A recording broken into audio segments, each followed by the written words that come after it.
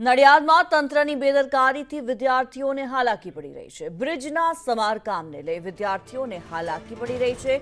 બિલોદરા બ્રિજનું સમારકામ ચાલી રહ્યું છે। તંત્ર દ્વારા જે બેદરકારી દાખવવામાં આવી રહી છે, વિદ્યાર્થીઓ મજબૂરીમાં બ્રિજ પર ચાલવા મજબૂર બન્યા છે। જીવના જોખમે વિદ્યાર્થીઓ આ બ્રિજ પરથી પસાર થઈ રહ્યા છે।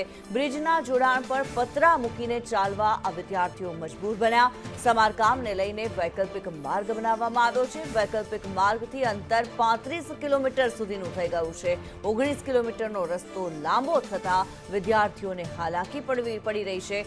વિદ્યાર્થીઓ માટે સૌથી નજીકનો વૈકલ્પિક માર્ગ બનાવવા માંગ કરવામાં આવી છે। કરુણેશ અમારી સાથે વધુ વિગતો સાથે જોડાયેલા છે। કરુણેશ, આ મામલે શું વધુ માહિતી? નડિયાદથી કપડવંજ મોડાસાને જોડતો જે રોડ છે, સ્ટેટ હાઈવે છે, તે સ્ટેટ હાઈવે પર નડિયાદની હદમાં આવેલ બિલોદરા ગામ અને બિલોદરા ગામ પાસેથી પસાર થતી શેરડી નદી, આ શેરડી નદી પરનો જે બ્રિજ છે એ બ્રિજનું હાલ સમારકામ ચાલી રહ્યું છે। આ બ્રિજનું સમારકામ 24 માર્ચથી લઈને 24 એપ્રિલ સુધી ચાલશે અને તે બ્રિજ બંધ કરવા માટેનું જાહેરનામું અધિક કલેક્ટર દ્વારા બહાર પાડવામાં આવ્યું છે। પરંતુ અહીંયા સૌથી મહત્વની વાત એ છે કે આ તંત્રનું એક અણઘડ જે આયોજન છે તેનું ઉત્કૃષ્ટ જે ઉદાહરણ છે, તે નમૂનો છે, તે અહીંયા જોવા મળ્યો છે।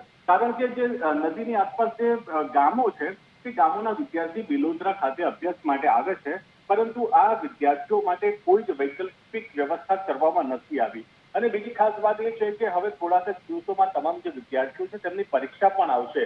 ત્યારે આ પરીક્ષાના સમયે અને આ અભ્યાસના સમયે જ્યારે એમને વૈકલ્પિક વ્યવસ્થા ન કરવામાં આવતા અત્યારે ચાલુ જે બ્રિજનું સમારકામ છે તેના વચ્ચેથી પતરાના શેડ નાખવામાં આવ્યા છે અને જીવના જોખમે આ તમામ જે વિદ્યાર્થીઓ છે તે પસાર થવા હાલ શાળાએ જવા મજબૂર બન્યા છે।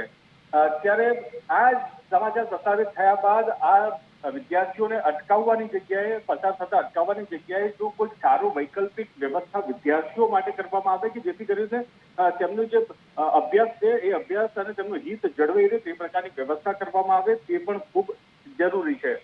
ત્યારે હવે કેટલું જલ્દી તંત્ર જાગે છે અને શું વ્યવસ્થા કરવામાં આવશે તે જોવાનું રહેશે। કિન્નરી જી, ધન્યવાદ કરુણેશ આ માહિતી માટે।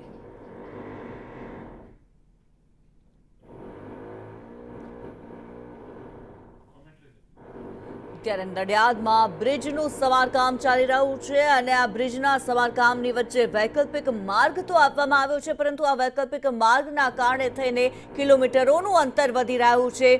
જે 19 કિલોમીટરનું અંતર જે છે તે વધી જાય છે। બ્રિજનું સમારકામ ચાલી રહ્યું છે, વિદ્યાર્થીઓને ભારે હાલાકીનો સામનો કરવો પડી રહ્યો છે। વિદ્યાર્થીઓ બ્રિજ પર ચાલવા મજબૂર બન્યા છે। પતરા મૂકીને આ વિદ્યાર્થીઓ આ જે ગેપ છે તેના પરથી પસાર થઈ રહ્યા છે અને આ અંતર ઓછું કરી રહ્યા છે। શાળાએ જવા માટે જ્યારે વિદ્યાર્થીઓ નીકળે છે, જીવના જોખમે આ બ્રિજનો જે ભાગ છે તે પસાર કરવો પડે છે આ વિદ્યાર્થીઓને। આ એક્સક્લુઝિવ દ્રશ્યો અમે અત્યારે આપને બતાવી રહ્યા છે। નડિયાદના બિલોદરા ખાતે જે વિદ્યાર્થીઓ અભ્યાસ કરે છે, આસપાસના ગામના જે વિદ્યાર્થીઓ છે, તેમને ભારે હાલાકીનો સામનો કરવો પડી રહ્યો છે।